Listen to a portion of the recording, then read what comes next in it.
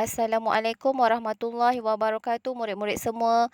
Cikgu harap murid-murid dalam keadaan yang sihat, baik dan ceria. Baiklah, hari ini kita akan teruskan PDPR kita dengan mata pelajaran Muamalat Darjah 4. Bismillahirrahmanirrahim.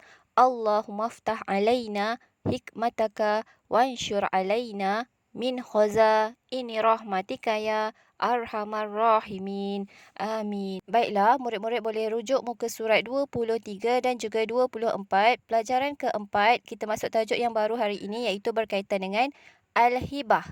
Cikgu ulang, Al-Hibah. Hari ini kita akan belajar berkaitan tentang pengertian Al-Hibah, perbezaan Al-Hibah, hukum Al-Hibah dan juga rukun-rukun Al-Hibah. Baiklah, seterusnya, apakah pengertian Al-Hibah? Apa yang dimaksudkan dengan Al-Hibah? Al-Hibah dari segi bahasa ialah tiupan atau berpindah. Al-Hibah dari segi bahasa ialah tiupan atau berpindah. Manakala Al-Hibah dari segi istilah ialah pemberian sesuatu oleh seseorang ketika dia masih hidup tanpa mengharapkan balasan. Pengertian Al-Hibah dari segi istilah ialah pemberian sesuatu oleh seseorang ketika dia masih hidup tanpa mengharapkan balasan. Sebagai contoh, cikgu bagi murid-murid coklat ataupun gula-gula, cikgu tidak mengharapkan apa-apa balasan daripada pemberian cikgu tu, tetapi cikgu ikhlas kerana kasih sayang. Baiklah, murid-murid boleh lihat 4.2 iaitu perbezaan Al-Hibah, sedekah dan hadiah. Apa yang membezakan cikgu Al-Hibah, sedekah, hadiah? Macam sama je. Okey, yang pertama, Al-Hibah. Al-Hibah ialah pemberian sesuatu oleh seseorang ketika dia masih hidup tanpa mengharapkan balasan. Manakala sedekah, pemberian sesuatu dengan mengharapkan pahala akhirat. Sebagai contoh, murid-murid lihat ada tabung dekat masjid ataupun surau. Murid-murid pun masukkan duit tersebut di dalam tabung. Murid-murid mestilah mengharapkan ada ganjaran pahala.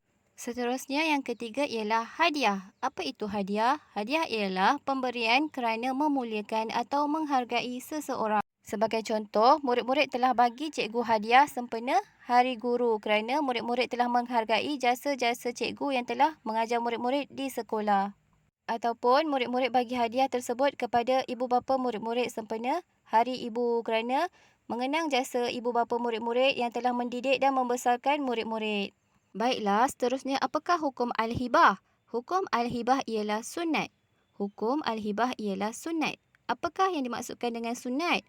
Sunat ialah apabila kita melakukannya, kita dapat pahala. Jika kita tidak buat, jika kita tidak melakukannya, kita tidak dapat apa-apa. Seterusnya, kita pergi pula kepada rukun-rukun Al-Hibah. Apakah rukun-rukun Al-Hibah? Rukun Al-Hibah mestilah yang pertama, Al-Wahib. Mestilah ada pemberi hibah. Dan yang kedua ialah Al-Mauhub lah. Al-Mauhub lah. Mestilah bila kita memberi, mestilah ada orang yang menerima. Dan yang ketiga ialah Al-Mauhub. Al-Mauhub. Bila ada pemberi dan juga penerima, mestilah ada barang tersebut. Al-Mauhub ialah barang yang diberi. Dan yang keempat ialah As-Sirah. As-Sirah iaitu ijab dan kabul. Kita lihat yang pertama iaitu Al-Mauhub, si pemberi hibah. Apakah syarat-syarat pemberi hibah? Yang pertama ialah haruslah memiliki apa yang dihibahkan. Apa yang nak dihibahkan kepada penerima hibah. Contohnya seperti duit dan lain-lain. Yang kedua ialah sempurna akal. Yang ketiga, baligh dan cerdik. Dan yang keempat, secara sukarela. Tidak boleh dipaksa-paksa. Hibah juga boleh dilakukan tanpa sebarang had ataupun kadar. Ikut si pemberi nak bagi berapa kepada penerima hibah. Hibah juga boleh dilakukan kepada orang yang bukan Islam. Rukun hibah yang kedua ialah Al-Mauhub lah. Al-Mauhub lah, orang yang menerima hibah. Syarat orang yang menerima hibah mestilah mempunyai keupayaan memiliki harta, sama ada mukallaf ataupun bukan mukallaf. Dan yang kedua, mestilah mampu menguasai dan mengurus harta yang diberi. Rukun hibah yang ketiga ialah Al-Mauhub. Al-Mauhub iaitu barang yang diberi. Yang pertama, syarat mestilah harta yang halal. Yang kedua ialah ada nilai di sisi syarak. Rukun hibah yang keempat ialah As-Sirah, iaitu ijab dan kabul. Syarat hibah dengan lafaz ijab dan kabul mestilah secara bersama. Lafaz ijab dan kabul ada dua. Yang pertama ialah soreh, lafaz yang jelas. Dan yang kedua ialah kinayah, iaitu lafaz berbentuk sindiran. Yang pertama, lafaz soreh, contohnya si pemberi, aku berikan barang ini kepada kamu.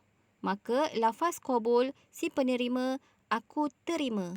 Ataupun saya terima. Dan yang kedua ialah kinayah, lafaz berbentuk sindiran. Contohnya lafaz ijab, aku telah menyerahkan hak milikku kepada kamu.